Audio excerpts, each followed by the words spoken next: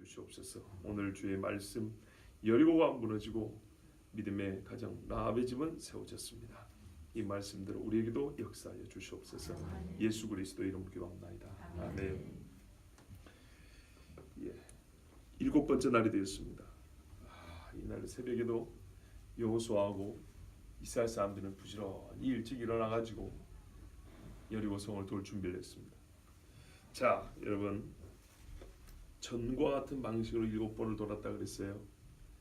6일 동안 하루에 한 바퀴씩 돌고 7번째 날은 7번을 또 돌았어요.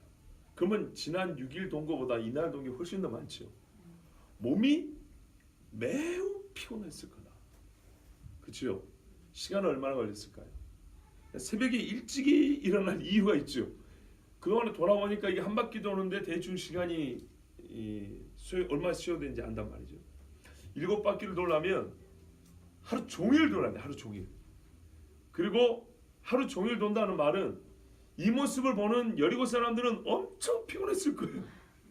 도는 놈들도 피곤하지만 이거 보고 있는 애들도 너무 지루하고 아주 그만 돌았어요. 아마 그러지 않았겠어요? 제가 여러분에게 요구하는 게 뭡니까? 안혜경 집사님, 제가 뭘 요구하죠? 상상력을 요구하잖아요. 상상력을. 그죠? 자, 오늘 여기서 이 사람들이 7번을 돌려고 하면 무지하게 많은 시간이 들이고 상당히 피곤했던 것을 알 수 있습니다.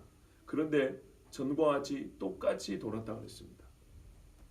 그러면 이 7날 도는 동안에 있었던 일 한번 잠시 추측을 해보면은 우리가 하나님 말씀 듣는데 유익이 될 겁니다. 즉 이스라엘 사람들의 감정과 여리고 사람들의 감정, 그리고 또 하나 본문에 여기 직접 기록이 되어 있지 않지만 또 다른 한 부류의 사람들이 있어요.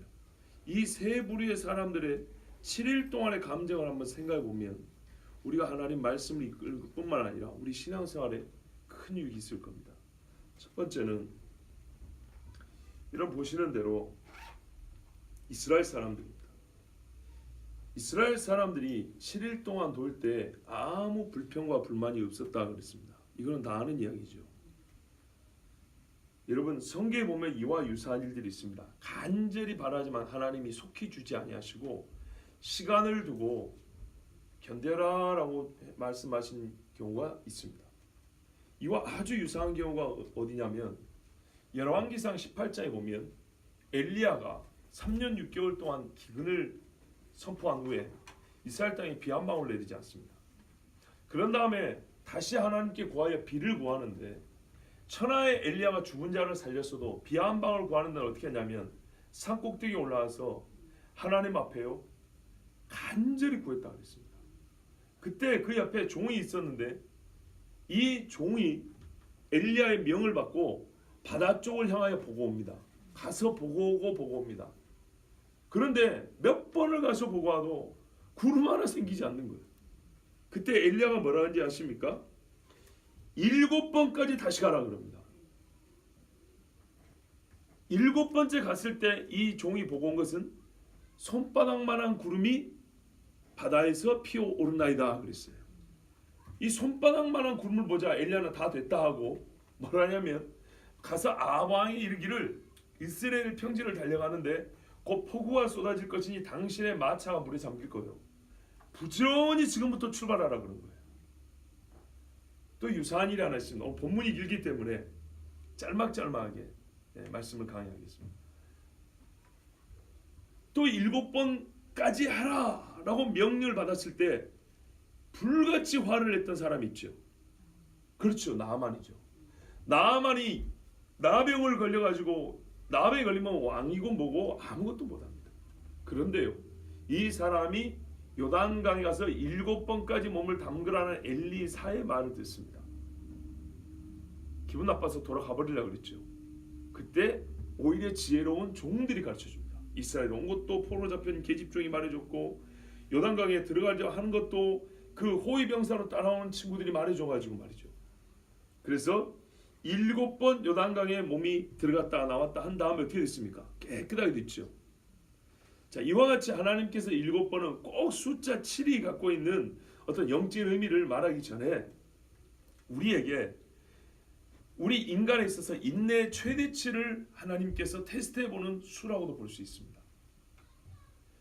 그때 이스라엘 사람들은 7번 7바퀴, 이게 7일까지 7바퀴를 돌고 하나님 앞에 끝까지 인내하고 순종했습니다.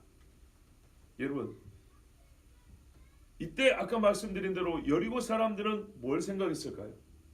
느헤미야 4장에 보면 이 미약한 유대인들이 하는 짓들이 뭐냐 하고 웃었던 산발락과 도비와 같은 주변 이방 사람들이 있었어요. 아까 우리 찬송한 스룹바벨 이야기 있지 않습니까? 느헤미야가 와서는 성을 지었어요. 새로 지었단 말이죠. 그런데 이 몇 명 되지도 않는 사람들이 와서 옛적에 다윗이 지은 성을 새로 짓는단 말이냐 하고 뭐라면 여우 새끼가 올라가도 무너지리라 하고 이 미약한 유다 사람들이 하는 짓이 뭐냐 하고 비웃었어요. 여리고 사람들이 처음에는 두려웠습니다. 물론 지금도 하나님이 두려운 마음을 줬습니다. 그러나 두려움과 동시에 생긴 마음이 있습니다. 조롱과 비웃음입니다. 안 그럴 것 같죠? 괜히 없는 거 만들어낸 것 같죠? 그럼 한번 해보세요. 앞으로. 여러분 같으면 누가 와서 빙글빙글 옛날에 거짓말인가 보세요. 교회 짓는다고 땅 봐놓고 땅 주인은 팔 생각도 없는데 교인들이 와서 맨날 빙글빙글 돌고 말 때 그 주인이 웃었을까요? 두려워했을까요? 웃지요.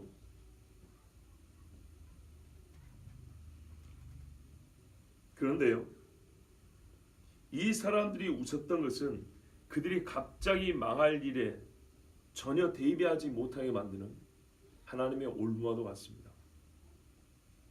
자, 또 세 번째 그룹의 사람이 있습니다. 7일 동안 정말 마음을 졸였던 사람 누구일까요? 라합이죠. 뒤에 가면 또 자세히 우리가 보겠지만 라합은 자기 혼자만 있었던 게 아니라 자기 집안 식구 친족을 다 모아놨습니다. 이 좁은 집에서 7일을 산다는 것 쉬울까요? 어려울까요? 엄밀히 말하면 7일이 아닙니다. 보름이 넘습니다. 정탐꾼들이 도망간 이후에 3일 후에 너희가 요단을 건널 것이다. 건넌 다음에 3일 동안 할례하고 기다렸다가 또 어떻게 했어요? 일주일이 또 갔죠. 이 사람들의 기다리는 시간은 그 누구보다 길었습니다. 아무런 믿음도 없던 사람들이 라합의 말을 듣고 이 집에 몰려와서 그 좁은 데서 귀찮게 살면서 보름 이상을 견딘다는 것, 여러분 같으면 할 수 있겠습니까? 너무너무 어려운 이야기죠. 수련회 가서 낯선 집에서 하루 이틀 자는 것도 힘든데 보름 이상을 그 좁은 집에서 일가 친척 다 모여가지고 의심받기 딱 좋지요. 그럼 얼마나 숨죽여 살아야겠습니까? 생업은 어떻게 하고요? 정말 생각해보면 생각할수록 걸리는 게 한두 가지가 아니에요. 오직 무엇을 위하여? 생명을 위하여서 다 버렸어요. 그런데 빨리 와서 무너뜨려지면 좋으련만 이 정신없는 사람들이 빙글빙글 돈단 말이에요. 처음부터 정탐꾼이 가르쳐줬으면 우리가 돌 테니까 그동안에 기다려 말해주시면 좋은데 안 가르쳐주죠. 우리 주님이 살면서 예수 믿고 살면서 몇 살이 되면 무슨 일이 생길 거고 몇 월 며칠 되면 무슨 일이 생길 거니까 미리미리 준비를 가르쳐주면 얼마나 좋겠습니까? 많은 그날 아침에 눈 떠보니까 성질날 일이 생기고 그날 저녁에 잠자려고 하는데 분이 터질 일이 생기고 어떻게 할까요? 자, 이 세 부류의 사람이 하나님의 눈에는 공이 같이 들어옵니다. 그런데 문제 하나 또 하나 있습니다. 이건 신학적인 문제입니다. 7일을 돌았다면 그 중에 하루는 최소한 안식일입니다. 그렇죠? 제일 가능성이 높은 것은 첫날 아니면 마지막 날입니다. 왜냐? 무교절 6월절 지나고 무교절 첫날부터 돌았으면 무교절 첫날이 안식일입니다. 그럼 안식일부터 시작해서 그 다음 안식일 직전까지 7일 돌았다는 얘기고 혹 이 하루가 지나고 그 다음 날부터 돌았다면 안식 후 첫날부터 안식일까지 돌았다는 얘기입니다. 제일 가능성이 높은 것은 7일 중에 맨 첫날이든 맨 끝날이든 하루가 안식일이었단 말입니다. 자, 안식일에 일하지 말라면서요. 그런데 왜 하나님은 이 사람들에게 이 고생을 시켰을까요? 만약에 마지막 날이 안식일 같으면은 평일보다 훨씬 더 힘들게 일을 시킨 겁니다. 어떻게 받아들여야 되겠습니까? 보통 여리고가 무너진 일에는 사람들이 갑자기 의인이 돼가지고요 하나님이 불의하다고 고래고래 소리를 칩니다. 이렇게 잔인한 하나님이냐고. 이런 어린애들까지 막 싹 죽여버리는 이런 무자비한 하나님이 어딨냐고. 이런 하나님을 믿을 수 없다고. 이런 문제를 막 가지고 교회를 공격하는데, 그 전에 우리가 볼게, 우리 신앙인들이 먼저 따져야 될 거는 신학적인 문제, 안식의 문제입니다. 어떻게 할까요? 간단한 줄 알았죠. 제가 오늘 여러분에게 미리 말씀드립니다. 이 여리고 무너지는 말씀 가지고 장난질하는 목사들이 굉장히 많아요. 벌써 횟수로는 6년 전인데 어림잡아 한 5년쯤 전에 저기 서울 서쪽 지역에 큰 교회 있어요. 뭐 두날교로 유명한 교회 같은데, 그 목사님이 제가 청년부 맡고 있었던 그 교회 담임 목사님하고 가까웠고 초청을 받고 여름 정교인 수련회에 강사로 왔어요. 근데 이 여리고 본문을 읽고 뭐라고 그날 설교한지 아십니까? 교인들 그 강대 전부 다 일어서는 어깨동무하래요. 어깨동무하나 기차 하는 거 있죠? 치치고 기차 어깨 손짚고 이러면서 어깨 해가지고요 전부 다 이렇게 하래요. 여리고야 무너져라 무너져라 무너져라 이러고 미친 짓을 시켰어요. 강남에 좀 배웠다는 사람들, 돈 많은 사람들 다 그거였어요. 다. 여리고가 뭘까요? 삶의 문제들, 여러분의 마음의 고통스러운 것들, 슬픈 것들 다 여리고 벽입니다. 다 놓으시고 여러분 무너뜨리세요. 자, 외칩시다. 여리고야 무너져라 무너져라 무너져라 이러더니 정상으로 보입니까? 실제로 우리 바람은 다 그러죠. 지금도 여러분 속에 있는 근심 그냥 여리고야 무너져라 무너지자 하고 막 이렇게 쿵쿵쿵 이리 가면 무너질 것 같죠? 그러면 좋겠죠. 본문이 한 장에 한 장. 여리고 관련된 말씀이 이리 길어요. 근데 그 중에서 딱 하나, 여리고가 무너지는 장면 이미지 하나 따와가지고 그 이미지 안에다가 모든 신앙을 다 꽂아봤고 여리고야 무너져라고 그 강당을 방방 뛰면서 그 큰 교회 사람들이 다 돌고 다니는데 제 눈에는 그게 절대 정상으로 안 보였습니다. 그때 당시 청년부 회장이었던 최동준 집사님을 밖으로 불렀어요. 우리 나가자. 형제 생각은 어떠냐? 이게 정상이냐? 이게 뭐 하는 거냐 지금? 그렇게 고작 여리고 무너지는 말씀이 이딴 짓거리 하라고 주신 하나님의 말씀이냐? 혹 그런 식으로 여리고 본문을 읽었다면, 여러분 그걸 바란다며 오늘 처음부터 완전히 그런 생각 뽑아내시고 들으셔야 합니다. 이 많은 말씀 중에 여리고가 갑자기 확 무너지는 그 이미지 하나, 그 막 느낌 요거 하나 가지고 이 말씀 전체의 그림을 삼으려고 하는 것은 아주 잘못된 겁니다. 이 여리고가 무너지기까지 일주일을 돈 사람이 있고 미친놈 취급받으면서 떼앞에 채 나팔을 부르 수고를 한 사람이 있고 괴를 메고 땀을 뻘뻘 흘려서 어깨에 굳은 살 박힐 정도로 걸어다니는 사람이 있고 어떤 집에는 붉은 줄을 내려놓고 친족들이 이쯤 되면 이제 네가 미쳤다라 하봐 이런 소리가 나올 법한 그때까지도 끝까지 견뎌내서 사망 중에 구원을 받은 사람이 있는데 이 사람들의 신앙에 대해서는 성경이 얼마나 귀하게 평가하고 있는데 그것을 하나 볼셈없이 이미지 하나 따가지고 여러분 우리 삶의 모든 것도 무너질 것입니다. 여러분 믿음을 가지고 외칩시다. 여리고야 무너져라 팡팡. 그게 신앙입니까?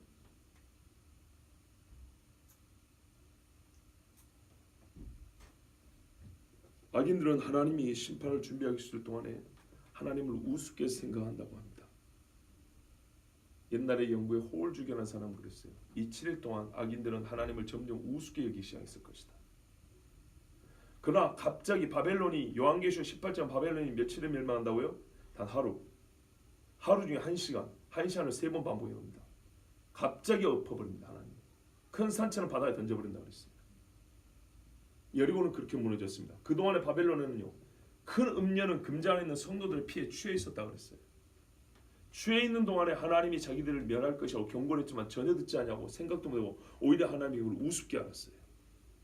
여리고 사람들입니다. 왜 제냐면 여리고가 무너진 것은 바벨론이 무너진 것과 아주 유사하다고 예표적인 사건이라고 여러분에게 먼저 말씀드렸기 때문에 제가 이렇게 설명할 수 있습니다. 일곱 번째 제사장들의 나팔을 불 때 16절입니다. 여호수아가 백성에게 이르되 외치라 여호와께서 너에게 이 성을 주셨느니라 그랬어요.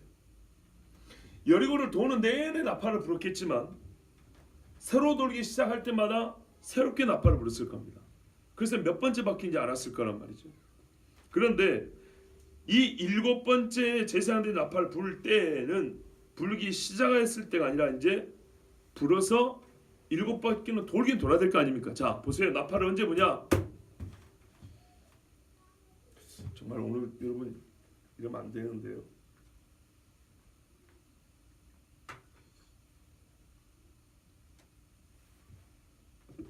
정신을 좀 차리고 들으십시오. 일곱 번째 나팔을 분다는 것은 일곱 바퀴를 돌기 시작할 때 나팔을 불었겠죠. 그런데 나팔을 그때만 불었을까요? 도는 내내 부릅니다. 예, 일곱 번째 돌기 시작할 때 나팔을 불어서 일곱 바퀴라는 것을 알리고 나팔을 계속 부는 중에 일곱 바퀴가 완성이 되었을 때, 그러니까 왜 제가 이 말씀드리냐면 성경은 분명히 일곱 바퀴를 다 돌고 나서 외치라 그랬는데 16절의 느낌은 일곱 번째 제사장들이 나팔을 불 때 하니까 일곱 번째 바퀴를 시작하면서 나팔을 보니까 바로 외친 것처럼 그런 느낌을 갖기 쉽기 때문에 제가 말씀드린 거예요. 돌기 시작할 때 나팔을 새로 불었겠지만 계속 불고 일곱 바퀴가 완성되었을 때 여호수아가 외치라 이렇게 했다는 겁니다. 자, 이 외치라는 말은 여호와께서 너희에게 이 성을 주셨느니라 하고 외침의 의미를 여호수아가 가르쳐주고 외치라 그랬는데, 이 말은 하나님 앞에 이제 주님이 약속하신 때가 되었으니 하나님이 하시고자 할 일을 하시옵소서라고 부르는 소리기도 하고, 또한 이 자체가, 이 외침이 하나님이 자기의 함성을 사람의 소리로 대신 외치게 하는 것과도 같다 이렇게 볼 수 있습니다. 왜냐하면 이게 성경입니다. 민수기 23장 21절에 발람이 훗날에 이스라엘을 향하여 이렇게 예언합니다. 왕을 부르는 소리가 그 중에 있도다 그랬습니다. 와, 멋진 이야기죠. 이스라엘 백성에게는 참 왕을 부르는 소리가 있도다. 다른 민족에는 없고 이스라엘에게만 그 왕을 부르는 소리가 있도다 그랬어요. 그런데 다른 번역에는 또 뭐라 그랬냐면 왕의 함성이 그들 중에 있도다 그랬어요.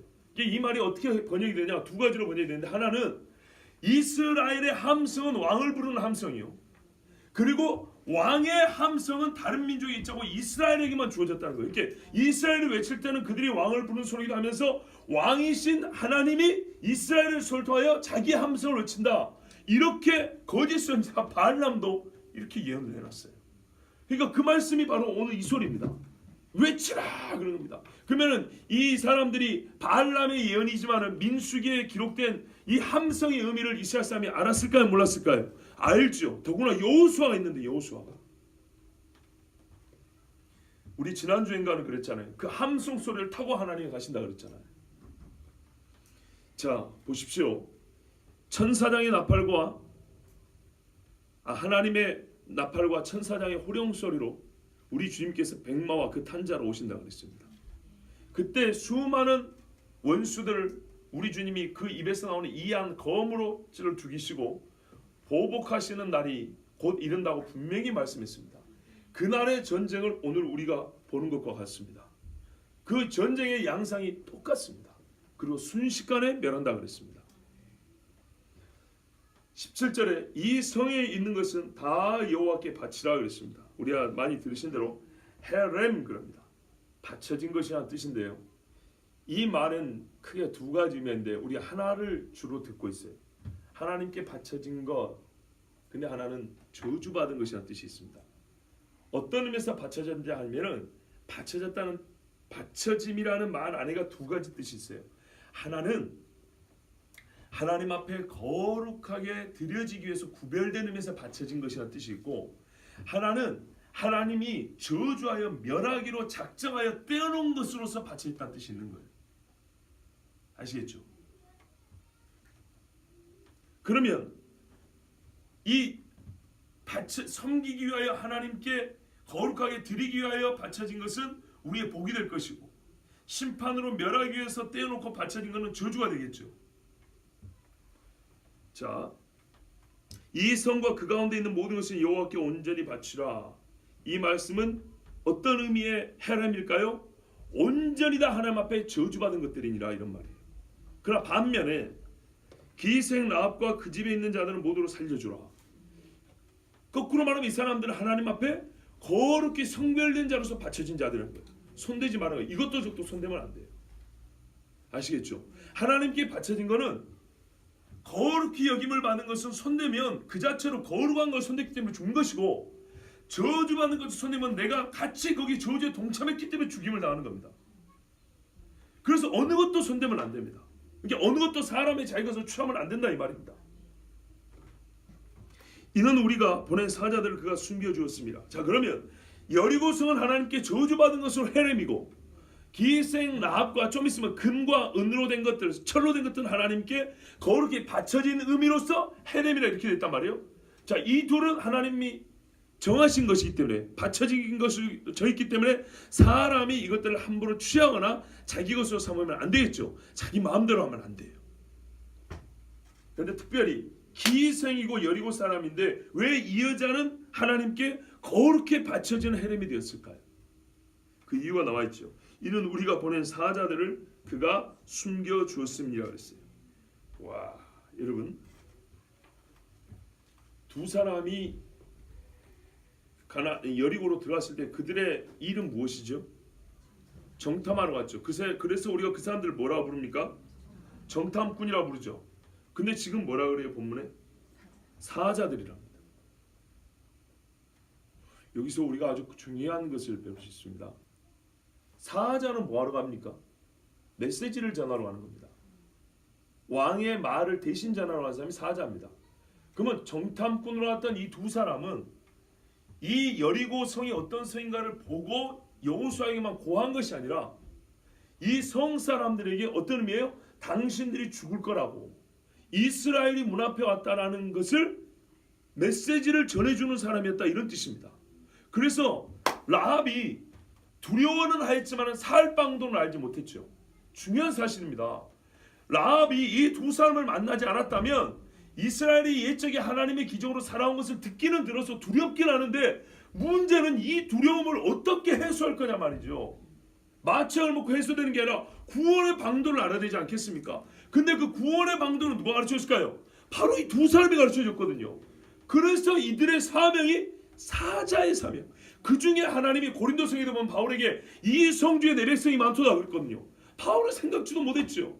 그런데 여리고 성중에 내 백성이 있다는 하나님의 말씀을 자기들은 정탐하러 갔는데 거기서 믿음 있는 자를 발견하고 하나님의 사람으로서, 저번에 그랬잖아요. 이 정탐꾼들과 라합에 만나서 믿음을 어디에 쓰는지 알고 정확한 용도에 맞게 사용한 사람들이었다고.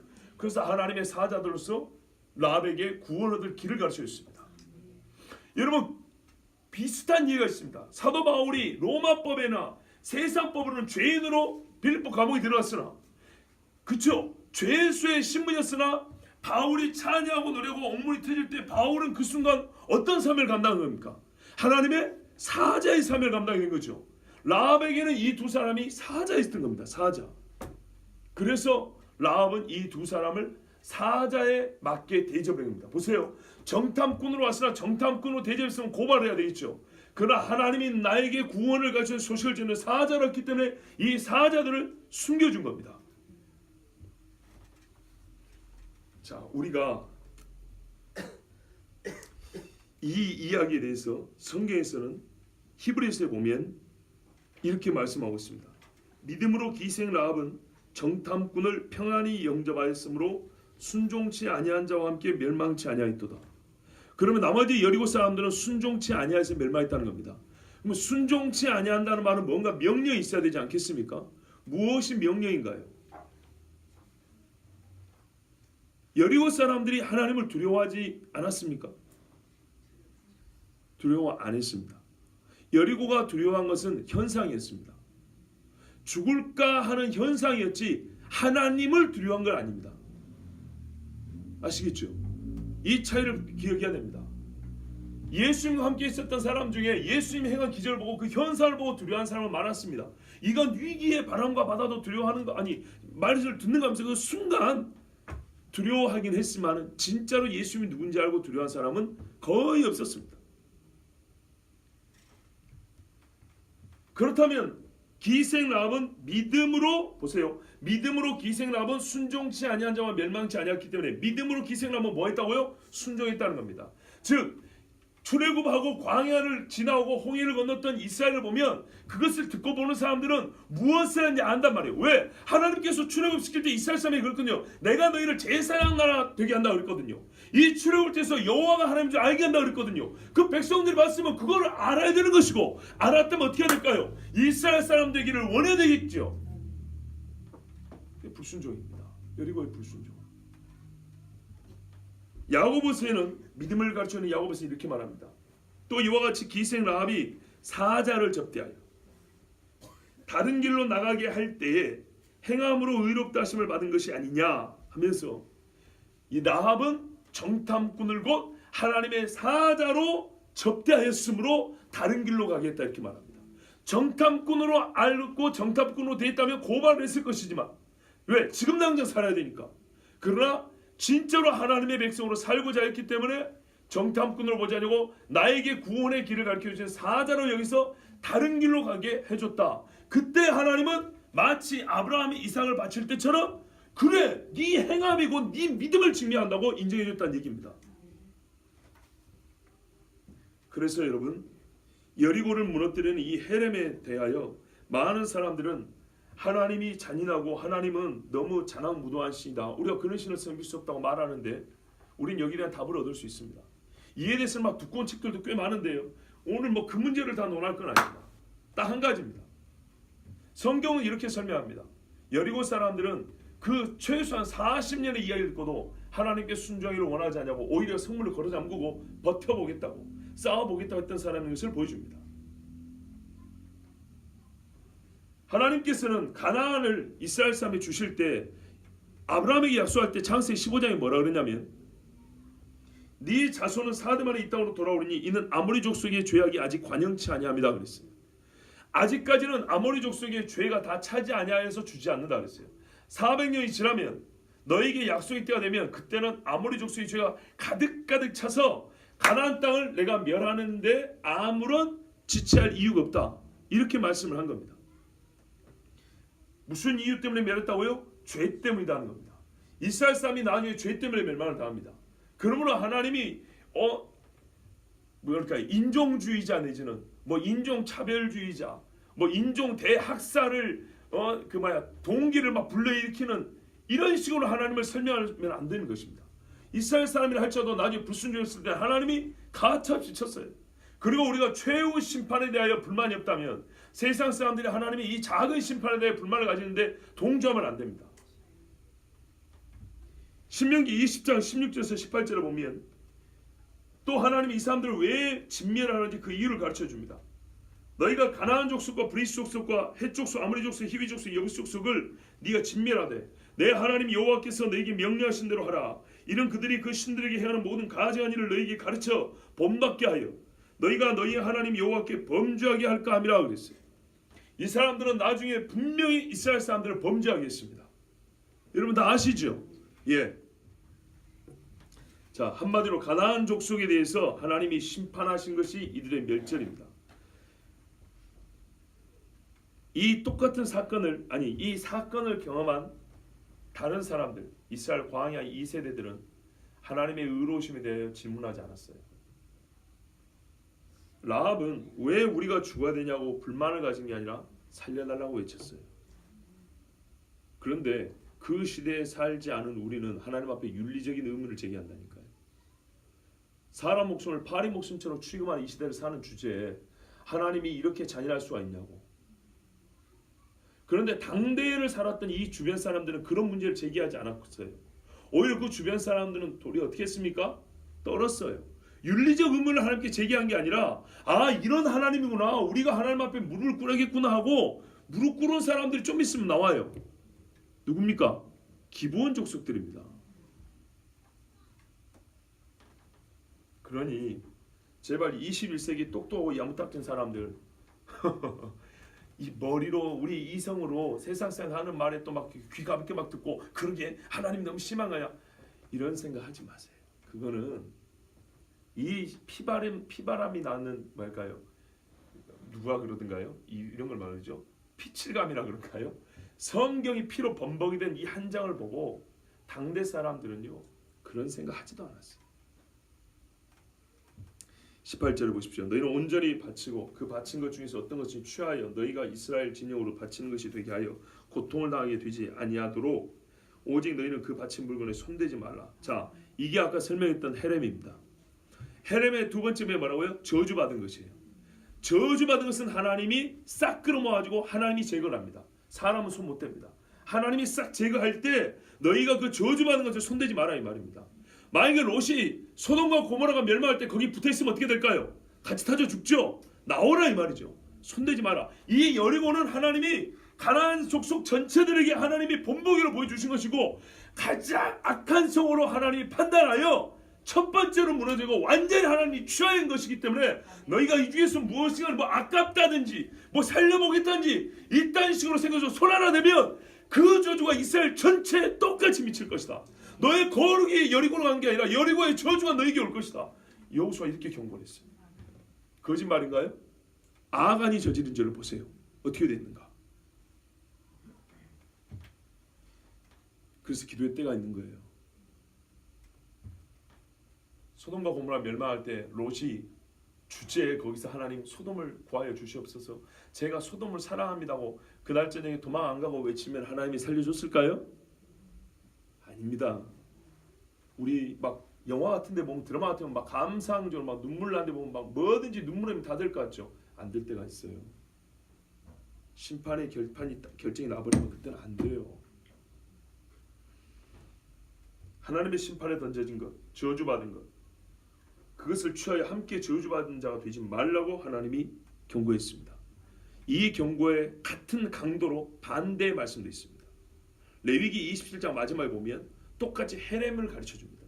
근데 거기에 헤렘은 거룩하게 바쳐진 것을 말해요. 이런 말씀이 있습니다. 그 중에 일부입니다.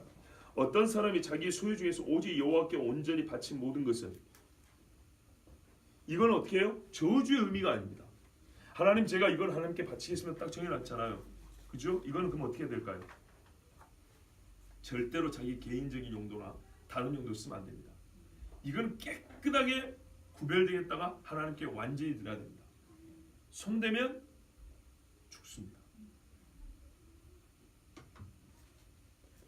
모든 것은 사람이든지 가축이든지 기업에 바치든지 팔지도 못하고 무르지도 못하나니 바친 것은 다 여호와께 지극히 거룩함이며, 여기에 똑같은 헤렘이 적용이 됩니다. 온전히 바쳐진 그 사람은 다시 무르지 못하나니 반드시 죽일지니라. 입다가 자기 딸 죽인 거 아시죠? 이게 헤렘이에요.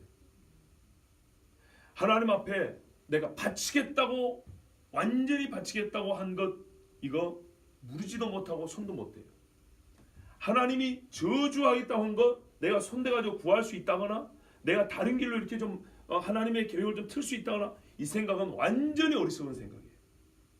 둘 다 똑같은 강도를 말씀했어요. 뭐라고요? 죽는다고. 거룩하게 바쳐진 거나 저주받는 걸로 하나님이 정해버린 것이나, 어떤 것이 인간이 감히 여기다 손을 해서 내가 다르게 뭔가를 해보겠다고 다른 뜻을 섞어보겠다 하면은 둘 다 어떻게 헤렘임으로 완전히 하나님께 바쳐진 것이므로 손댄 인간은 죽어요.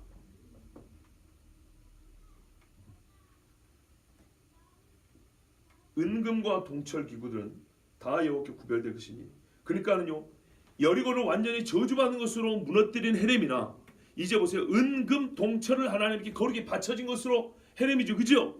요거 사람이 취하면 될까 안 될까요? 안 됩니다. 구별된 것이니 그것을 여호와의 곳간에 드릴지니라. 자, 하나님께서 다른 건 다 없애라는데 금, 은, 철은 따로 먹으라 그랬어요. 하나님이 금붙이를 좋아하시죠, 그죠? 그런 게 아닙니다. 여러분, 이거는 비유하자면 11조 같은 겁니다. 옛적에 아브라함이 그 롯을 구해고 올 때 저기 메소포타미아에서 왕들이 와가지고 말이죠, 이 가나안 지의 왕들을 치고 모든 이 재물들을 뺏어가는데 아브라함이 와서 다시 뺏어오지 않습니까? 그때 오는 길에 누구를 만났냐면 멜기세덱을 만나죠. 멜기세덱을 만나고 자원하여 11조를 드립니다. 이 전쟁의 승리는 당신 것입니다. 뭐 이런 뜻과 같습니다. 멜기세덱은 왕이라고 그랬고 제사장이라고 그랬죠. 곧 우리 주 예수님을 예표하는 절대적 인물입니다. 바로 그와 같은 겁니다. 여기에 나중에 어떻게 하면 무너진 다음에 어떻게 소멸시키면 불로 살라버립니다. 근데 고린도전서에 뭐라 그래요? 금, 은, 철 같은 쇠붙이는 불에서 이렇게 건져낸 것 같다 그랬죠. 그리고 레위기에 보면 뭐라는지 아십니까? 이방에서 가져온 것들 중에 부정하게 된 것들 중에 쇠는 불을 통과한 후에 여호와께 바친다 이렇게 돼 있어요. 그래서 이 거짓되고 부정한 것들 중에 이 불 가운데를 통과한 것들 하나님이 정결하게 하여 하나님이 이것은 뭐예요? 자기 영광을 위하여 취한다 이런 말입니다. 이 승리는 하나님의 것이다 이런 뜻입니다. 자, 그런데 이 헤렘으로 거룩하게 마치 11조와 같이 하나님의 영광을 위해 바쳐진 물건을 누가 숨겼습니까? 아간이 숨겼죠. 나중에 보겠지만은 7장에 보면 나오는데 아간이 숨긴 물건이 무엇인가를 보면 제가 왜 이 헤렘을 강조했는지 알 수가 있습니다. 분명히 손대지 말라고 했지만은 이제 그래서도 죽일 죄긴 하지만 헤렘을 알고 보면 이게 훨씬 더 잘 보입니다. 7장 15절에 보시면 온전히 바친 물건을 가진 자로, 자, 하나님께 온전히 바쳐져야 되는데 자기가 가져갔다 그랬죠. 그러면 여기서 온전히 바친 물건이라니까는 딱 보면 어떻게 해요? 거룩하게 구별된 물건이라는 의미가 딱 이렇게 가슴에 확 와닿죠. 그런데 종류를 보세요. 자, 그 뽑힌 자를 불사르되 그와 그의 모든 소유를 그리하라. 이는 여호와의 언약을 어기고 이스라엘 가운데에서 망령된 일을 행하였음이라 하셨다라. 그랬는데 자, 그가 온전히 바친 물건을 가져갔기 때문에 언약을 어겼으니까 죽여야죠. 근데 뭘 가져갔냐? 그 온전히 바친 물건이 뭐냐 하면 21절 전반부를 보시면 아간이 이렇게 말합니다. 내가 노력한 물건 중에 시날산의 아름다운 외투 한 벌과 은 200세겔과 또 뭐 있습니까?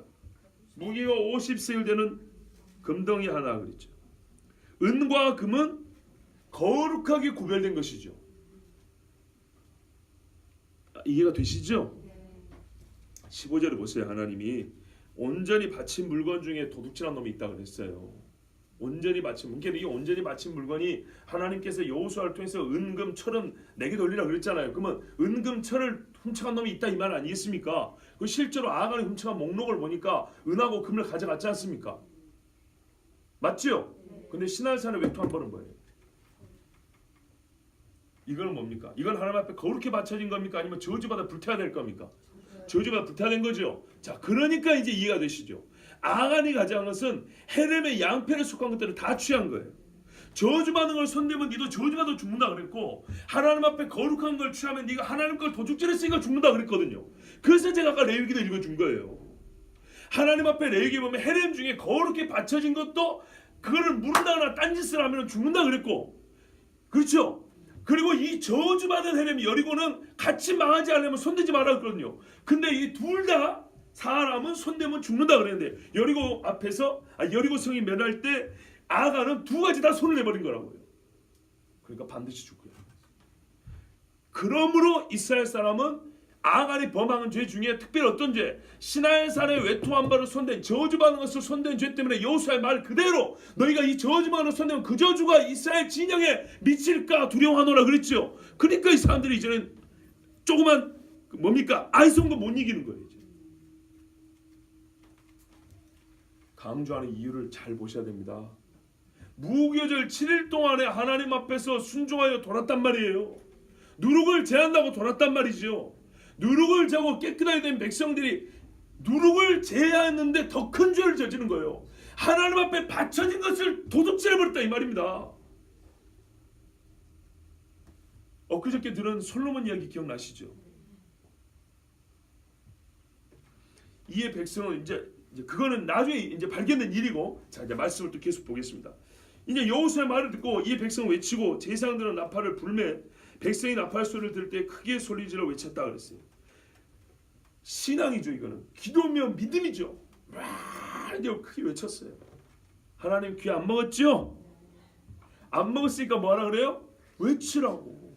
내가 그 외침과 함께 그 외침을 타고 가리니 그랬잖아요.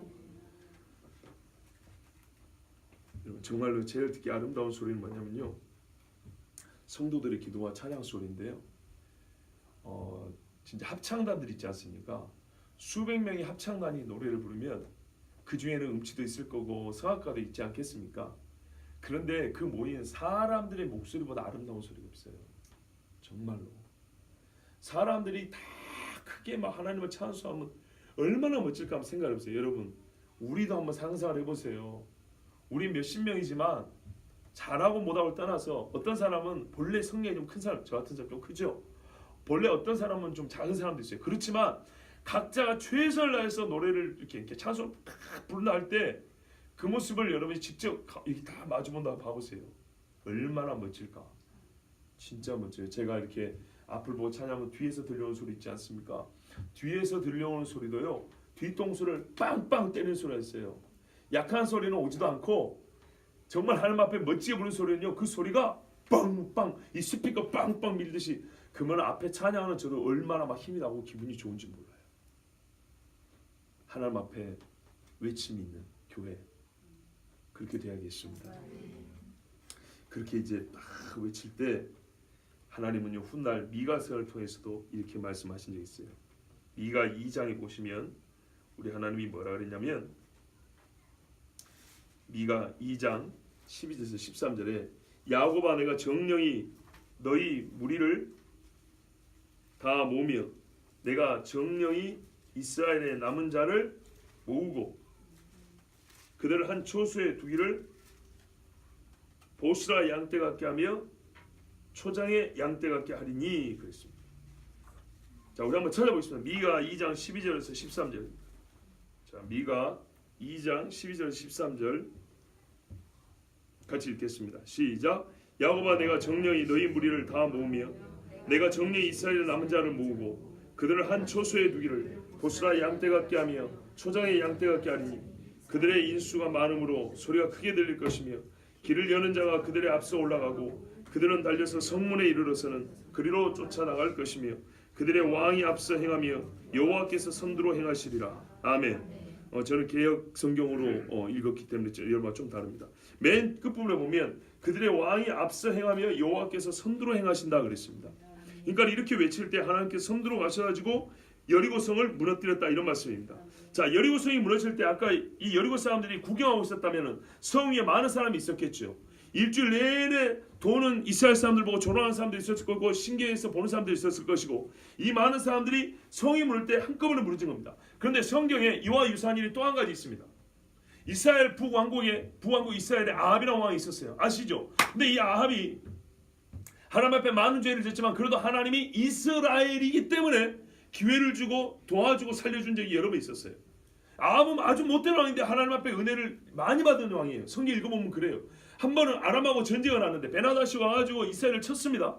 뭐 10몇만 명의, 거의 20만에 가까운 엄청난 군인들을 끌고 왔습니다. 그런데 말이죠, 하나님이 아합에게 선물을 해주셨어요. 걱정하지 말라고, 저것도 이길 거라고. 그리고 한 번은 이겼어요. 이겼어요. 열왕기상 20장에 나옵니다.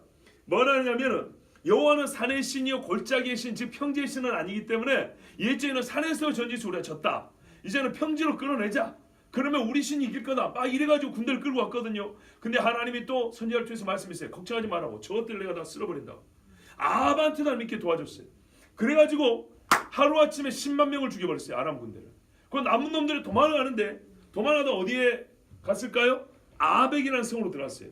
그런데 성경에 말하면 아벡이라는 성에 그 남은 아람 군대가 들어가자 그 성이 그 남은 자 2만 7천 위에 무너지고, 아멘.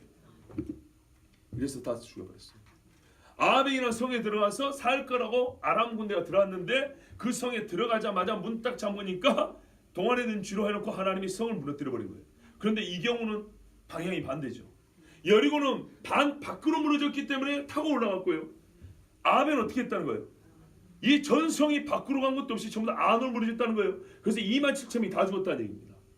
그러니까 이 성이 무너져서 적군을 몰살시키는 것은 하나님의 손이다, 이런 말입니다.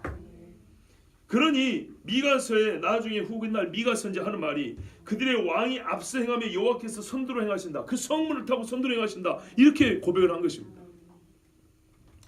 특별히 1920년대에서 30년대 사이에 존 가스탱이라는 고고학자가 발굴을 했습니다.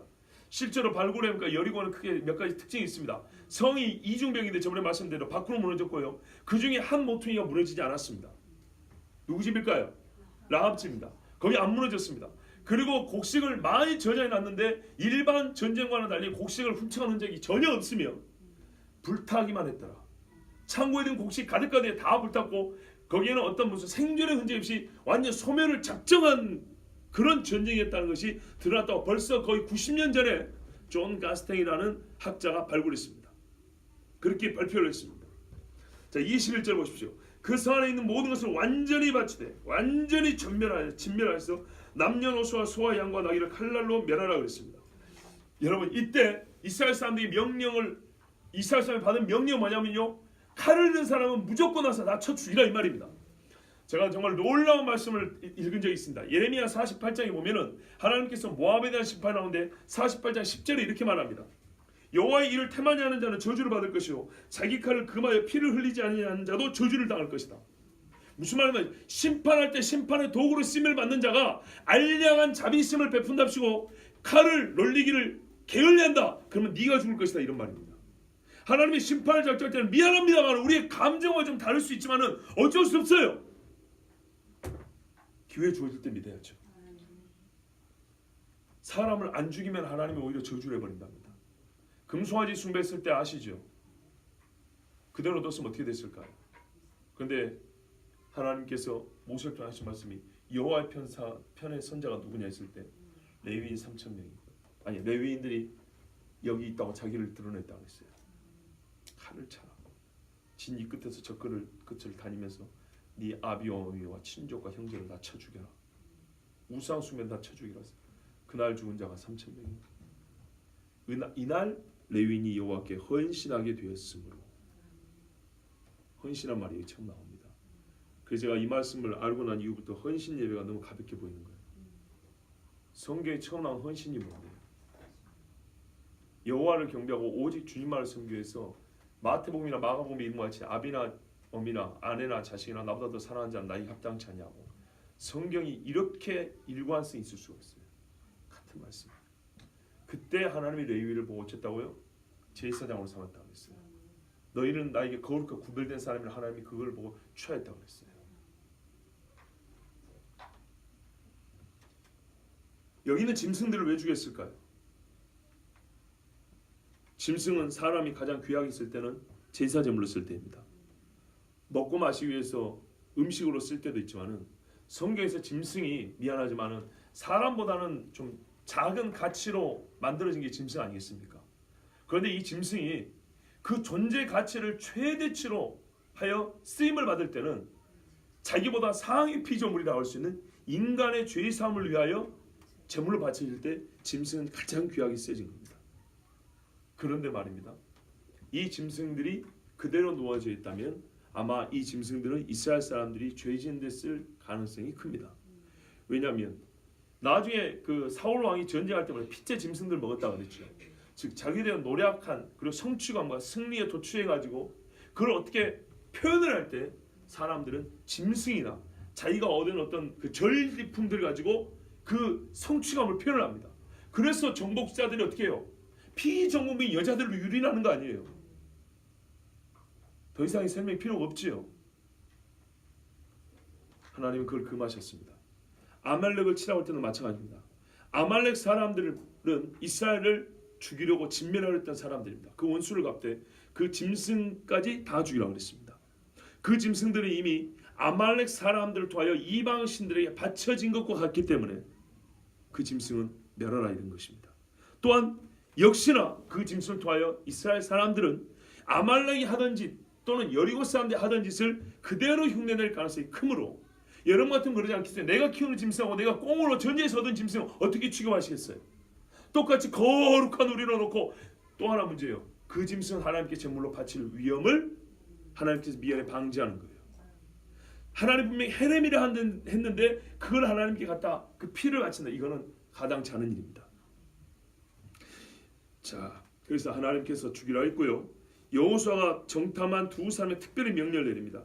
다른 군인들에게도 라합 집은 멸하면 안 된다고 했지만은 멸하지만 않으면 되는 건 아니죠. 자, 보세요. 구체적인 겁니다. 우리가 성경 볼 때 구체적인 거. 가서 저 보세요. 가서 복음을 외쳐줍니다. 그럼 그 사람이 듣죠? 오늘 믿음을 막 가지고 뭔가 준비를 하고 있죠? 그럼 어떻게 해야 돼요? 교회로 데리고 와야죠. 그래서 성경에는 이런 표현이 있습니다. 가서 증거하라 외치라고 했지만은 끌어와서 앉혀라. 초청한 사람을 데리고 와라. 종들을 보내지 않습니까? 바로 이 이야기입니다. 자, 성벽 다 무너지고 라합지만 남았어요. 벤그레인이 남았는데 즉 살기는 살았는데 이스라엘 사람들이 초청하지 않으면 이스라엘 진으로 들어갈 수 있을까요? 불가능하겠죠. 참 이 배려를 보면요, 참 따뜻하기도 하고 너무 지혜로워요. 그래서 그 집을 알고 그 얼굴을 알기 때문에 얼마나 또 반가워했어요, 라합이. 그죠? 그래서 이 두 정탐꾼들에게 명합니다. 다른 사람들도 붉은 줄이 있으니까 그 집을 치지는 않을 거다. 그리고 그 집만 안 무너져 남아있을 거 아니겠습니까? 성벽이 있는 집이니까. 그런데 그들을 데리고 이스라엘로 데리고 올 사람 끌어내서 그 집 밖으로, 그러니까 살기는 살지만 그 집 밖으로 데리고 나와 이스라엘 중으로 초청하여 들어올 사람은 너희 둘이다. 너희가 가서 데리고 와라. 이렇게 말합니다. 그래 이 두 사람이 갑니다. 그때 여호수아가 뭐라고 하냐면 너희가 믿음으로 맹세하지 않았냐. 그 맹세한 대로 지켜라. 이거는요 이제 하나의 에피소드이기 때문에 이 사람들에게 말한 걸로 돼 있지만 하나님은 자기 스스로 자기 약속에 구속이 되기 때문에 참 얼마 전에 그 직장암 말기에 끝까지 복음 전하고 돌아가신 유수경 전도사님의 설교를 잠깐 들었어요. 그때 오륜교회 청년들한테 이렇게 외치더라고요. 우리가 하나님을 똑바로 아는데 그 중에 한 가지가 뭐냐면 하나님은 자기가 하신 말에 자기가 매인다. 그런데 어떤 경우는 하나님이 하신 약속을 우리가 의심하는 것은 아주 불신이라는 거죠. 왜? 하나님이 한번 말씀하신 것은 스스로가 자기를 묶는 것과 같은데 우리는 오히려 그걸 의심하고 걱정을 한다는 거예요. 하나님이 매여갖고 있는데 자기 말씀에 매여갖고 있는데 그렇게 읽으시면 이 말씀이 얼마나 강력한 구원의 확신을 주는지 알 수 있습니다. 너희가 약속을 맹세한 대로 그와 그에게 속한 모든 것을 이끌어내라. 와, 우리 주님이 뭐라 했어요? 믿는 자들을 나중에 마태복음 24장 31절을 보면 그가 큰 나팔소리와 함께 천사들을 보내리니 그들이 그의 택하신 자들을 하늘 이 끝에서 저 끝까지 사방에서 모으리라. 아멘. 누구를 보낸다고요? 천사들을. 누구를 보냈어요? 사자들을. 정탐꾼으로 갔던 그 사람들이 사자고 그 사자가 천사 아니겠습니까? 저는 여기서 떠오르는 말씀이 있었어요. 어릴 때부터 들었던 말인데요. 히브리서 1장 14절에 모든 천사는 부리는 영으로서 구원 얻을 후사들을 섬기라고 보내심이 아니요. 이 땅에 사는 동안에는 구원 얻을 후사들을 도우라고, 구원의 믿음을 유지할 수 있도록 도우라고 천사들을 보냈답니다. 근데 나중에 우리 주님 말하면 각기 천사들을 보내서 끌어모은대요. 그러면 어떤 천사가 올까요? 안 봤지만 우리 주님의 명령을 받아서 저를 지켜주고 도와줬던 천사가 저 불러올 것 같아요. 그때 되면 아, 당신이 나를 많이 도와줬었구나. 제가 지금 로마 카톨릭처럼 무슨 그 기계적이고 주술적인 뭐 수호 천사 막 이런 얘기하는 거 아닙니다. 나는 분명히 성경대로 얘기하는 거예요. 성경에 말하면 구원 얻을 후사들을 도우라고 천사를 보낸다 그랬어요. 거짓말입니까? 바울과 실라가 감옥에서 어떻게 나왔는데요? 베드로는 천사한테 두드러 맞고 깨갖고 나왔지 않습니까? 아, 그 사건 아시죠? 네. 그 천사가 그 천사들이에요. 하나님은 우리들에게도 천사를 보내주신단 말이에요. 옛날에 어떤 분을 그랬잖아요. 교통사고에서 죽으려고 했는데 앞에 천사가 팍 맞고 있는 걸 봤다고요. 또 어떤 경우는 앞에 공이 지나가서 그냥 공인가 보다 치워하는데 애기였어요. 애기. 근데 그 애기의 속에 있던 귀신이 일고 지나가는데 한편에서 내 차를 막고 있는 천사를 봤다고요. 이 차이로, 이만큼 차이로 애는 겨우 살았고 본인은 살인자가 되지 않았다고 그랬어요. 그런 간증들이 있습니다. 근데 그 순간 눈 열어서 보니까 공으로 보이는데 실제로는 애기였고 애기 속에 귀신 새끼가 음흉하게 웃고 지나가더라는 거예요.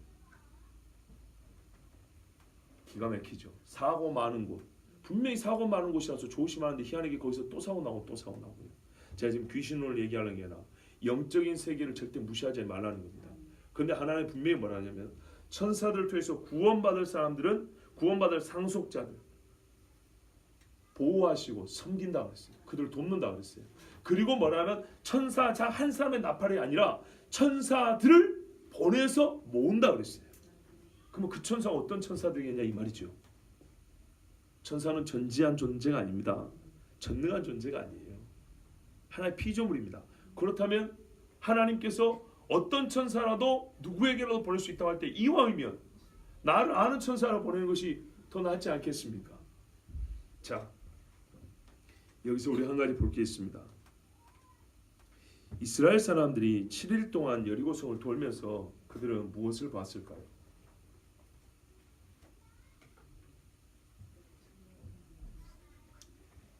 무엇을 가장 눈여겨보았을까요? 자, 여러분이 이스라엘 사람을 생각해 보세요. 7일 동안 여리고를 빙글빙글 돌아요. 어디를 볼까요? 여리고를 보겠죠. 여리고 못 올 거 아닙니까? 여리고를 보는데 7일 동안 이제 거의 누구도 못 봤다는 사람이 없을 정도로 딱 각인된 그림이 하나 있어요. 뭘까요? 붉은 줄이죠. 3대를 널어놓은 집도 있을 것이고 3대 이 마대에다가 숨겨있다 했지 않습니까? 정탐꾼들을. 그러니까는 성벽에다가 빨래 넣은 집도 있을 것이고 조롱한다고 무슨 뭐 별의별 거 널어놓은 데 있겠죠. 근데 7일 내내 붉은 줄이 붉은 천이 될 수도 있고 줄도 될 수 있고 이게 성벽이 쫙 내려져 있는 그 집을 보면서 이스라엘 사람들 무슨 생각이 있을까요?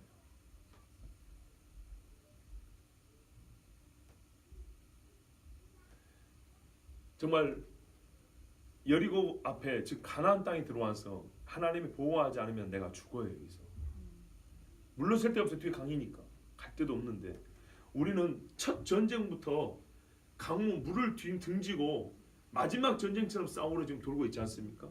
그런데 하나님이 어떤 기적도 베풀어 주지 않았어요. 그런데 저 성에 붉은 줄 하나가 돌 때마다 눈에 보이는 거예요. 저게 뭔지 두 정탐꾼이 얘기해 주는데 하나님을 알고 이스라엘이 이 성을 차지할 것을 알고 믿음을 가진 한 집의 믿음의 증거라는 거죠. 저게. 그러면 7바퀴를 돌고 7일 내내 도는 이스라엘 사람의 믿음이 생겼을까요? 있던 믿음도 사라졌을까요? 믿음이 더 생겼겠죠. 그리고 나중에 라합과 그 집 사람들이 이스라엘로 들어올 때 환영했을까요? 아니면 못마땅한 듯이 맞아들였을까요? 환영했겠죠. 이스라엘이 그들의 인내 기간 동안에 라합이 똑같이 인내하면서 믿음을 보인 것을 보았습니다. 그래서 그들이 나중에 이스라엘이 라합의 믿음을 서로가 증언을 해줄 것입니다. 우리가 주님 앞에 섰을 때 누가 나의 증인이 되어줄까요? 내가 그 집을 돌면서 보니까 그 집에는 붉은 줄이 있더라. 내가 그 사람의 인생을 옆에서 잘 지켜봤는데 7년 70년을 봤는데 그에게는 붉은 줄이 있더라. 그렇게 증언해 줄 사람들 우리 모두 각자 그렇게 될 수 있길 바랍니다. 그리고 이 이야기가 얼마나 중요하냐면 며칠 후에 누가 찾아옵니까? 기브온 사람들이 찾아온다 그랬죠. 왜 찾아왔을까요? 여호수아 9장에 보면 기브온 주민들이 여호수아가 여리고와 아이의 행한 일을 듣고 왔다 그랬습니다. 듣고 그러면 어떻게 해? 도망 안 가고 왜 찾아와요? 도망을 가야지. 그렇죠. 시간 있을 때 도망가야죠. 다 죽는다니까. 다 죽으니까 사람은 도망을 가야죠. 그런데 왜 찾아왔을까요? 살리라는 보장이 어디 있어요?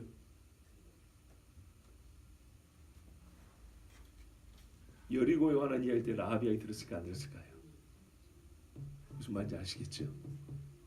여리고가 그냥 무너진 이야기만 들었으면 도망가면 됩니다.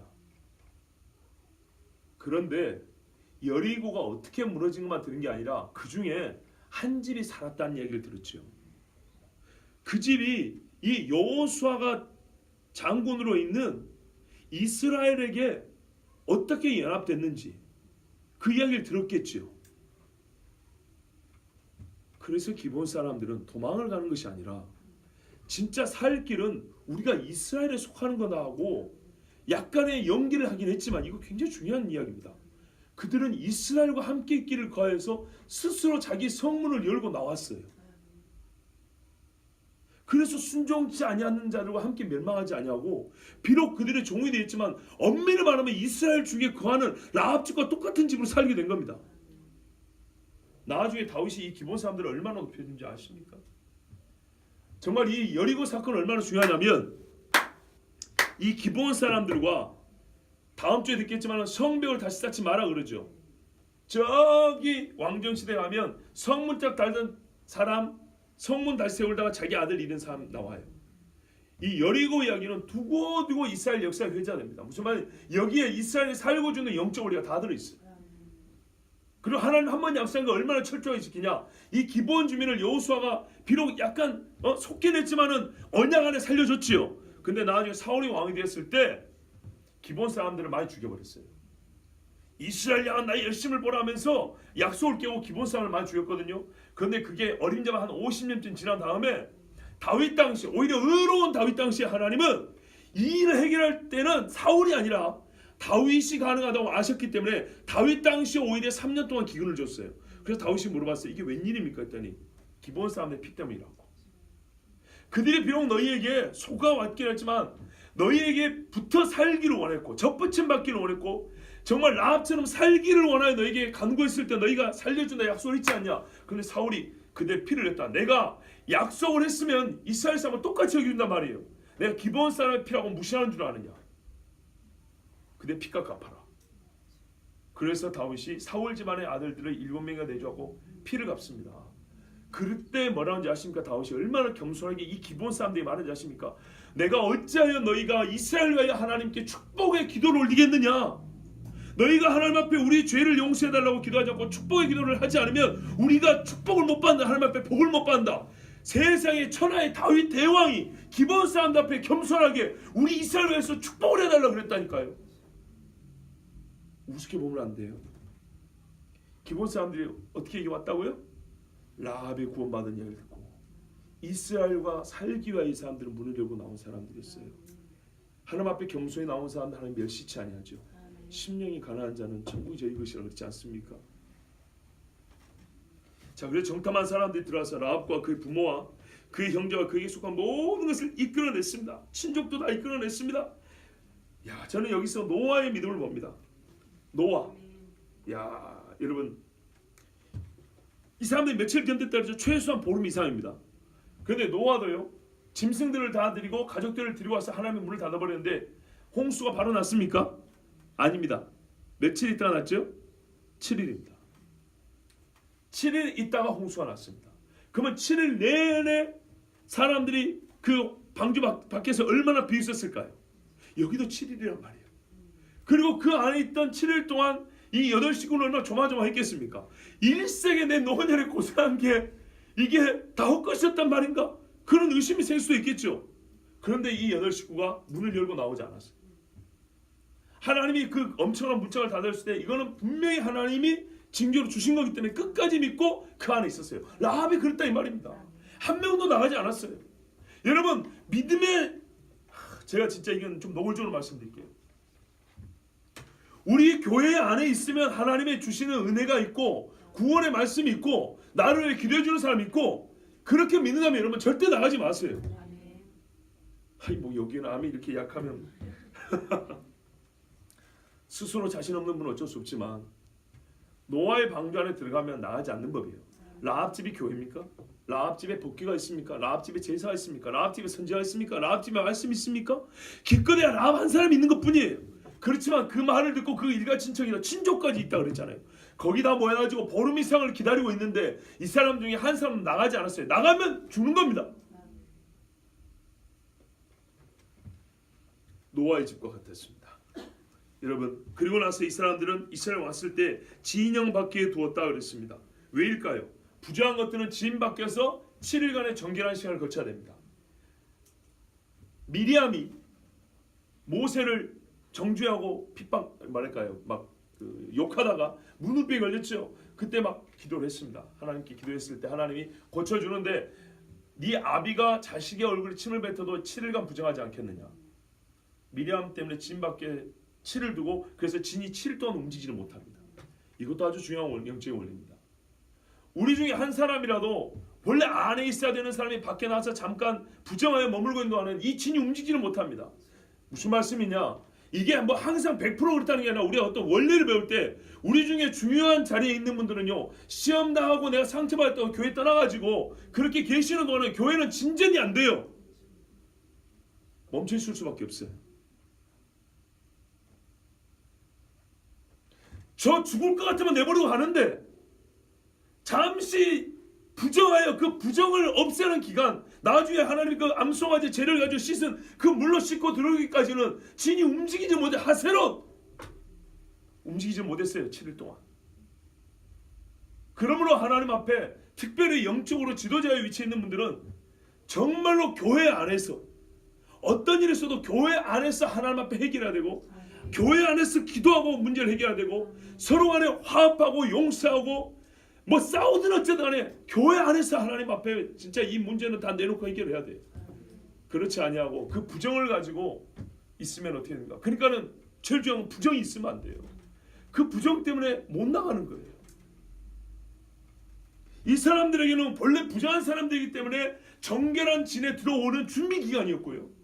그러나 민수기에서는 반대로 정결한 무리 중에 있던 지도자 중에 한 사람, 여선지자라고 그랬거든요. 미리암. 그가 부정하게 되었을 때는 어떻게 되냐면 진이 앞으로 나가지 못했다고 성경 분명히 그렇게 가르쳐주고 있어요. 이 가족이 구원받는 것은 훗날 예수님이 하신 말씀이죠. 세리와 창기가 너희보다 천국에 먼저 들어갈 것이니라. 얼마나 이게 가슴 뭉클하는 말씀인지 몰라요. 우리가 그 성과 이제 결론입니다. 그 가운데 있는 모든 것을 다 불사르다죠. 은금과 동철 기구는 여호와의 집 곳간에 들었습니다.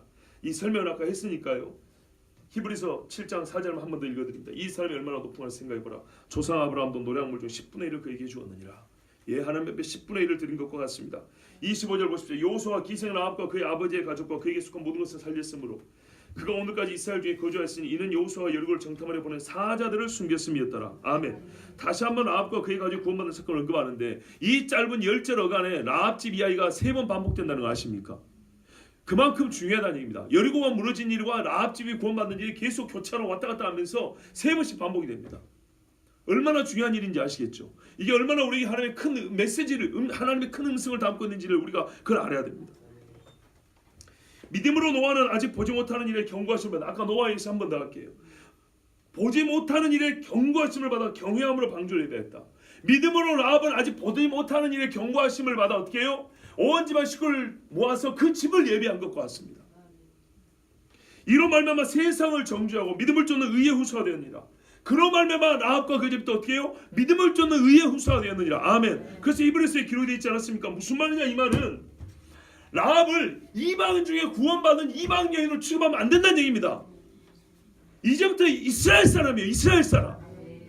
우리가 마태복음에 이스라엘의 족보를 볼 때, 예수님의 족보를 볼 때 이 중에 이방 여자가 4명 있다고. 그러면서 막 읊어내죠. 그런데요, 우리가 말을 구분해야 돼요. 밧세바가 솔로몬을 낳을 때는 밧세바는 우리아의 아내입니까? 다윗의 아내입니까? 다윗의 아내죠. 여러분 마태복음 1장 봐보세요.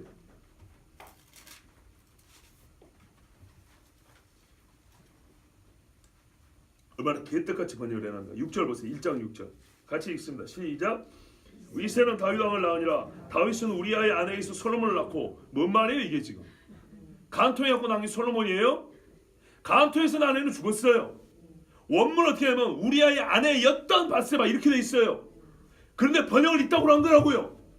다윗을 간토해갖고 솔로몬을 낳은 사람을 만들었다 이 말입니다. 이게 작은 문제입니까? 여러분 한번 생각해보세요. 입장 바꿔 생각해보세요. 예? 한 인간이가 신명에서 정화를 낳는데, 다른 사람이 좀 그러니까 만약에 이 사람이 다른 부인이었다고 생각해보세요. 내가 거기서 정화를 낳았다면 내가 어떤 사람이 되는 거예요? 내가 이 목사할 수 있습니까? 없습니까? 없지요. 그런데 이렇게 났어요. 원문 어떻게 했다고요? 다윗은 우리아의 아내였던 여인 밧세바에서 솔로몬을 낳았다 이렇게 되어 있다고요. 맞죠? 뭐냐면 성경에 분명히 그렇게 되어 있어요. 솔로몬 전에 낳은 아기일 때는 네가 네 종의 아내, 그러니까는 우리아의 아내를 취했다 하나님의 마음 생각했죠. 그 다음에는 뭐라고요? 자기 아내 밧세바 이렇게 표현했다고요. 성경도 그렇게 기록을 해줍니다. 우리아 죽고 난 다음에는 밧세바는 다윗의 아내를 이렇게 이해해 줍니다. 그러고 난 게 솔로몬이에요. 네? 무슨 말이냐면 정체가 바뀌었다는 겁니다. 바뀐 선이 있어요. 라합이 출신은 기생이 맞아요. 언제까지 우리 기생이라고 부를 거예요? 네? 예수님의 할머니를 출신은 기생이 맞아요. 우리가 그거를 볼 때 은혜를, 어떤 출신이든 간에 하나님 앞에 이렇게 은혜를 받는 거 이때는 기생이라고 부르지만은 라합의 현재 정체성은 뭡니까? 이스라엘 사람이에요. 여리고 출신은 맞아요. 멸망의 주가 될 여리고에서 태어났고 여리고에서 우상숭배했고 여리고에서 기생짓거리 했고 나쁜 짓 많이 했어요. 그런데 그거 어떻게 해요? 하나님의 사자가 전해준 메시지를 듣고 하나님의 사자가 찾아와 자기를 구해줄 걸 기다렸고 그 믿음의 지표로 붉은 줄을 온 식구에게 알린 다음에 주님의 오실 그때까지 끝까지 줄을 내려놨기 때문에 이 사람들 어떻게 했어요? 잠시 그 부정한 시간을 거쳐서 만약에 우리가 세례받는 시간을 거친 다음에 어떻게 했어요? 이스라엘 중에 들어왔다 그랬죠. 우리 번역이 뭐냐면 이스라엘 중에 거주하였으니 이거 정말 중요한 거예요. 이스라엘 중에 거한다는 말은 이스라엘 회중이 됐다는 얘기예요. 이스라엘 사람이라 이 말이에요. 이 집안은 이제부터는 따로 족보를 쓰지 않습니다. 이스라엘 집에 족보를 씁니다. 이 집안은 갈렙과 똑같은 겁니다. 여리고는 하나님의 백성 앞에 무너지고 라합의 집은 하나님의 백성의 집 중에 하나가 된 거예요. 하나님의 백성의 집으로 세워진 거예요. 이게 바로 우리가 구원받은 원리와도 같습니다. 최후의 우리가 받을 구원과도 같습니다. 우리가 말하면 무슨 대체 신앙이 말하는 것처럼 우리가 이스라엘을 대체했다는 게 아니라 우리가 이스라엘로 어떻게 여겨진다는 얘기입니다. 같은 줄기에서 같은 뿌리의 진액을 받아들이는 기생 라합 여리고 사람이 이스라엘 중에 계속 거한다. 더 이상 그 여인에게서는 부정이고 기생이고 이런 문제가 언급되지가 않아요. 그냥 이스라엘 사람인 거예요. 오죽했으면 삶은 유다 사람이 이 여인하고 결혼을 했지 않겠습니까? 이 여자가 어떤 여자인지 알아요. 제가 창상할 때는 상상입니다. 제가 예적부터 추측을 했던 건데 이 살몬이 혹시 정탐꾼 중에 한 사람이 아니었을까? 그렇게 생각합니다. 그건 천국 가서 물어봐야겠어요. 근데 가장 유력하다 봐요. 어떤 남자가 이 여자하고 결혼을 하겠어요? 저 보기에는 정탐꾼 중에 한 명이었을까 생각해요. 자, 그리고 나서 나중에 다윗의 고조모가 되고요. 사사시대에 엉망진창인데 희한하죠. 이방이고 기생이 들어왔는데 이 집의 며느리가 이방 기생이 들어왔는데 자녀 교육을 어떻게 시켰나 봐보세요. 보아스가 이 집 아들이에요. 보아스가 어떤 신앙생활인지 보세요. 사사시대 전부 다 자기가 왕이라고 말하는 시대에 보아스는 사사건건 작은 걸 하나가 제가 예전에 설교했죠. 율법대로 살았던 사람이요. 왕이 없다고 하는 시대에 하나님의 왕의 법을 철저히 지킴으로 하나님을 왕으로 섬긴 집이 누구 집이라고요? 라합 집의 아들 보아스라니까요. 이 사람 이스라엘 사람 아닌가요? 이스라엘 사람이죠. 얼마나 감사합니까? 그런데 여러분 다시 묻습니다. 내가 화가 나요. 이런 말씀을 보고 여리고야 무너져라 쾅쾅 이 짓거리를 해요?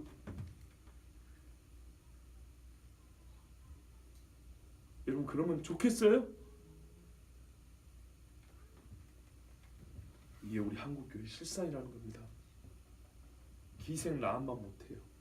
세상에 이 말씀을 생명을 걸고 지켜 진짜 생명을 얻은 기생 출신 여인이 있는데 그래서 이스라엘 된 여인이 있는데 고작 자기가 이스라엘로 큰 소리치는 대한민국 교회들은 그 유명한 강사들 불러다가 한다는 짓거리가 대강당에서 수백 명이 줄을 서서 한다는 소리가 여리고야 무너져라 무너져라 뭐 하는 겁니까 도대체?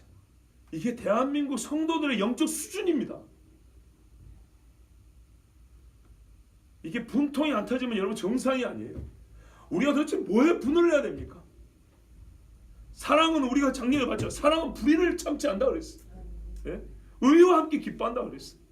교회가 이런 짓을 하는데 여러분 기쁘세요? 좋으세요? 재밌어요? 그런 게? 오늘 말씀 분명히 말씀 줍니다. 하나님은 약속하신 대로 옛적의 이스라엘 사람들에게 예표와 상징과 시로 예언을 주신 말씀대로 함성과 함께 하셨습니다. 그의 약속대로 때가 참에 성벽을 무너뜨리셔서 친히 앞장서 손들어 올라가시면서 이스라엘을 끌어 여리고를 정복하게 하셨습니다. 하나님의 공의로운 심판이 아브라함 때 말씀한 대로 때가 차 하나님의 공의로운 심판을 가나안에 행하셨습니다. 그리고 그 심판의 때에도 자기 백성은 구원하셨습니다. 이스라엘뿐만 아니라 비록 이방인이고 기생이었지만은 하나님의 백성 중에 거하고자 하는 믿음 있는 여인 라합과 너와 내 집이 구원을 받는다는 주 예수를 믿으면 너와 내 집이 구원을 받는다는 이 말씀 원리는 똑같습니다. 그래서 라합과 그 집은 이스라엘이 되었습니다. 이스라엘 유명한 유다 지파의 집 중에 하나가 됐다 이 말입니다. 이것이 하나님의 심판과 구원의 원리인데 이것이 한 사건에 있었단 말은 한 분 하나님의 한 의로우심, 한 구원의 원리, 한 심판의 원리가 어느 시대 누구에나 똑같이 미친다는 것이니 오늘 우리는 여리고가 될 것인지 라합이 될 것인지 또는 이스라엘 군대와 같이 가서 싸워 승리하는 군대가 될 것인지 아니면 패하는 자가 될 것인지 이것은 우리 믿음에 달려 있습니다. 우리 모두 승리하는 이스라엘 군대가 되기를 원하고요. 라합 집과 같이 하나님 앞에 구원받은 저기를 축복합니다. 우리 이 시간 함께 기도하겠습니다.